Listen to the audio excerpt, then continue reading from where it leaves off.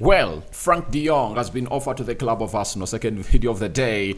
Welcome to this channel known as the Rokani Media Football. How are you guys? And are you watching us from? I go by the names of Roque and David. Smash like button, comment and share. If at all you're watching us for the very first time, endeavor to subscribe to this channel because we want to hit 30,000 subscribers. Victor Roque to Palmeiras. Here we go. Back to where it all started. His charge at Barcelona has failed out, and obviously he's back at Palmeiras. And then Claudio Echeverri has come out and obviously told us that he has two players at City that he really idolizes. How are you, my mates? And hope you guys are really doing great. And remember, we are powered by Saint Maria Goretti SS Katende. You understand? And they are calling in for your registration because it's in progress for S1s, S2s, S3s, S5s. Registration is as convenient as possible. You can register via the website. And how do you find the website? You see it there. If at all you really want to go straight to the admissions, go into the description box below, follow that link, and the rest will be history. You let me know. Or call them for more inquiries on +256 702 478 536. All +256 702 564 109. That is Saint Maria Goretti SS Katende. That's how they are really doing their stuff. And again, we also have Mono Gadgets. They are dealers in affordable smartwatches. If at all you need an affordable smartwatch that is really gonna look well onto is with your wrist, please call them on +256 7099886665. You will thank me later. Now, Frank de Jong is one of those players that Barcelona is looking to sell to see to it that they obviously get him some huge amount of money. It looks like it's not part of the plan, and the club is really wanting to obviously get him out of their cast of players that they do have. They're coming in over players like Casado, and there is another one in that defensive midfield has obviously raised the chances of Frenkie de Jong to obviously leave the club of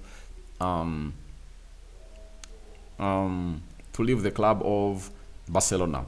And now we've gone ahead obviously get a story coming in through from the TBR football, confirming to us that Arsenal and Liverpool have been contacted about the potential summer transfer of Frenkie de Jong. You know? So it's confirmed and it's official that Arsenal and Liverpool have been contacted for Frenkie de Jong. And why is Frank de Jong offered to Arsenal? One, due to the uncertainty of Thomas Partey and Jorginho's future. You understand? Their future is really uncertain. And in the due course, a lot is obviously going to be happening. And they're like working to see to it that these players are not in the plans of Arsenal as it stands, by the way. Thomas Partey and Jorginho. For Jorginho, Flamengo wants to convince him to obviously go and really go on a free in the summer. Thomas Partey, it's uncertain because Arsenal going in for Zubimendi just shows you that they are willing to really let these ones go. And now, if you are letting these two go, that means you need to bring in another central midfielder. And Frenkie de Jong, I tell you, is one of the players that I think can play in any team. He can start in any team. You understand? At Arsenal, he can start. At Liverpool, he can start. And that's why they've gone ahead to obviously gate in this player to be offered to these clubs. And that means his agent has gone ahead to obviously offer him to those clubs. Frenkie de Jong was supposed to come to the Premier League, by the way, in the summer of 2022 because he had given Erik ten Hag his word that I'm ready to come and really play for Manchester United. But United went ahead to obviously see that deal implode. You understand? So it went ahead and obviously hit a dead rock, and it went ahead not to happen.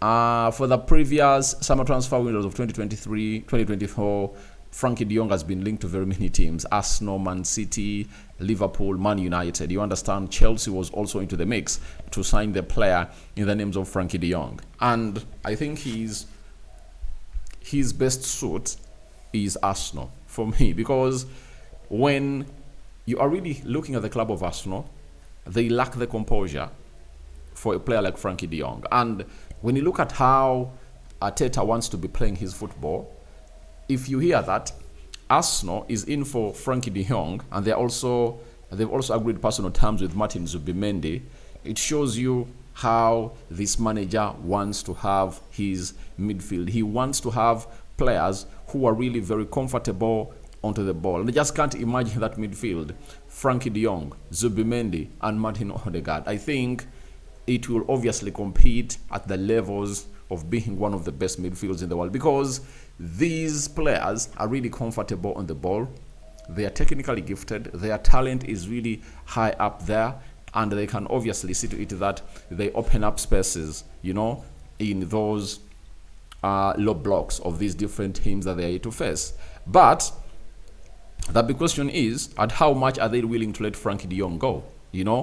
I think the price will be around 30 to 40 million euros. The reason being, Frank de Jong's contract is one of those that you need to look at, and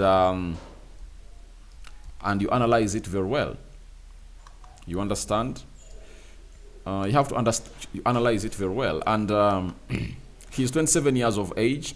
I think he still has some 5-6 years to play into his game. He can play as a CDM. He can also play as a number 8, as a box-to-box midfielder. His contract expires in 2026, meaning that he will be left with just 1 year on his contract by the summer. So he won't be that expensive. Now, for me, if I'm any club, at 40 million euros or 30 million euros, I could grab this guy. That is it. I could grab Frenkie de Jong and obviously bring him to my club. That is it. Because he's really that good. And even if you're having Partey and you're retaining him, Declan Rice, Odegaard, I think you would have gone ahead, obviously, get another player to compete with Martin Odegaard in that number 10 position, because he can play literally in every position in that midfield. His eye for that final pass that will release a number 9 or any forward at the club of Arsenal is really great. If you remember the game where they beat Madrid 4-0, he came on at the beginning of the second half. But if you remember that ball, he went ahead of his distribute to find, is it Alejandro Balde? And Alejandro Balde went ahead to put in a very perfect cross that was it Lewandowski tap that ball to the back of the net. You'll know how good he is. I think he's one of the best passers of the ball in the world. That is Frenkie de Jong. And I know the likes of Bayern Munich will also come up to obviously show interest, because this guy is really exceptional. But for Liverpool, it is really one of those destinations that I believe he will consider a lot. Why? Liverpool is doing good, and his fellow Dutch countryman is at Liverpool as the manager. And the manager might obviously want to bring in Frenkie de Jong to obviously strengthen that midfield of his, because he's using Gravenberch, but he knows to it that he needs a midfielder with so much control of the ball. That is it. And that is Frenkie de Jong. That's what he offers. So we are waiting to see how this deal is going to go. Will Arsenal obviously find themselves in a position of obviously accepting the offerage or the offering coming in through from this guy and his agency? That is it. And we'll be here waiting to let you know what the results have gone ahead to be into the mix. And that is all about Frenkie de Jong and his charge to obviously leave the side of Barcelona. Barcelona are really having financial problems, and that's why they're obviously trying to offload the player. And the player earns a lot of money. By the way, that's another huge hindrance that most of us are not really looking at. But we have to ask ourselves, is it really good to bring in Frenkie de Jong if he's really sticking to earn that amount of money? Or you'll be like, let me run my contract down at Barcelona because I'm really earning close to £400,000, 400,000 euros a week. So, if he's to come to these clubs, he'll need to obviously take a pay cut. That is it. He'll need to take a pay cut. And if at all I'm Frenkie de Jong, I believe in myself. I know I'm that good. I'm going to hit the ground running. I'm one of the best midfielders to ever live in this generation.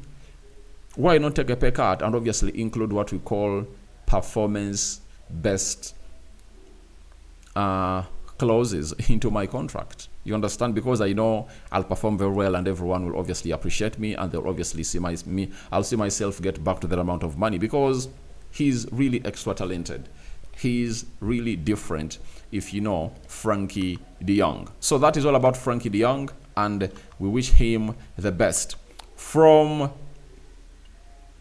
Palmeiras in Brazil, he obviously went ahead, obviously come to Barcelona. Teams like Man United, Arsenal, Chelsea were interested in Vitor Roque, but he came at Barcelona. He fell out with Xavi, and when this manager came in through, the player was loaned to Real Betis, right?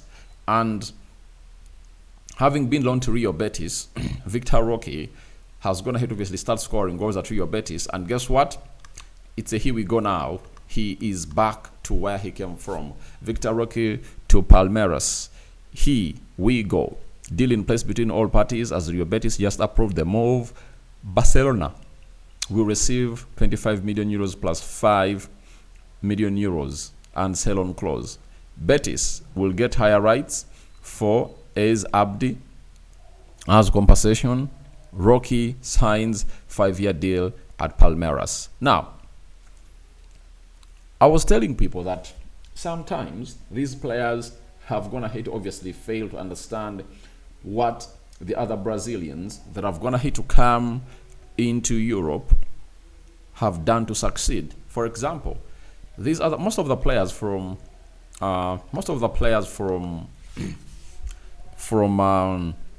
South America have always gone ahead to go to Benfica, Sporting Lisbon, FC Porto, Ajax, PSV, you know, teams in France, the Monacos of this world who really have some good recruitments, to the Bundesliga, in those lower teams, you know, to obviously get used to to those leagues in Europe, and then they found themselves coming to the big teams. But there is a tendency that has developed nowadays that teams go straight in South America and bring in players straight into their teams. And by the way, few players have gone ahead of just a success, you know.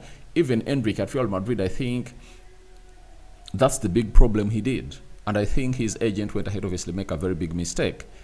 You wouldn't have liked to see to it that you move to a team like Real Madrid for 65 million euros when you know there is Mbappe, there is Vinicius Jr. You understand? I think the best deal for him would have gone ahead obviously look out for a team like Benfica, FC Porto, Ajax, and then he would have gone ahead to come in at like 20 million euros. And they would have gone ahead to put in a sell-on clause, you know, like we are getting 30 or 40%, you know, if I told you so, the player. Because Endrick is now having a season dead at Real Madrid. He's not really performing or meeting the levels of performances that we anticipate him to be at. That is the problem he's really facing in as a player. So I think these players need to revisit what they've always gone ahead to think about into where their next careers are. But he's back to Brazil, and I know he was really a good player, and he's obviously gonna make a statement there. So Barcelona brought him in for 40 million euros, but they're getting 25 plus 5 million euros of add-ons and a sell-on clause. So that is what Barcelona should obviously not do again. I know one will say, but Neymar came in through and fit in like a glove. Guys, in that Barcelona side, if you're really good enough, it was very easy for you to obviously fit in, you know. But this Barcelona is really struggling, and it needs some 2-3 years to obviously get back to where they deserve to be, you know. So that is what you are getting in through from Vitor Roque. He has obviously gone back to Brazil, and I know the World Cup fever is really very important. He wants to obviously go ahead and really play into the World Cup of 2026 that's going to be hosted by Mexico, Canada, and the US. That is it. Then Claudio Echeverri, I told you yesterday that City went ahead to unveil him, and he has gone ahead and obviously told us that Jeremy Doku, he said, I'm a big fan of Jeremy Doku and also Erling Haaland. They're incredible players. I think I'll learn a lot from them they can teach me and motivate me a lot. So this boy, he's one of a kind, and all those that he's looking at are not nowhere near his talent, you know. And I know with Pep Guardiola, with him in the hands of Pep Guardiola, I know a lot is obviously gonna be happening into the mix. So guys, thank you very much for watching through. Smash the like button, comment and share. If at all you're watching in for the very first time, endeavor to subscribe to this channel so as not to miss out on stories that we do upload in here on a daily. Rokani David is my name, and hope you guys are really having fun. We sign out for now. See you later, and may you really enjoy the new month. The Muslims, it's Ramadan Kareem. I think, is it starting tomorrow for the Muslims? I think they are starting their fasting of the next 30 days. Is it over the weekend? And we'll be here to see to it that we bring you what you guys need to know about. So Frenkie de Jong has been offered to Arsenal. Arsenal fans, would you welcome him open-handedly into your team? Yes or no? Would you let him go to Liverpool? And what do you make about Vitor Roque getting back to Brazil, where it all started? And do you think it's good for someone to be having Erling Haaland and Jeremy Doku as the players he's looking at as his idols, all mentors? All that and more into the comment section below. We out.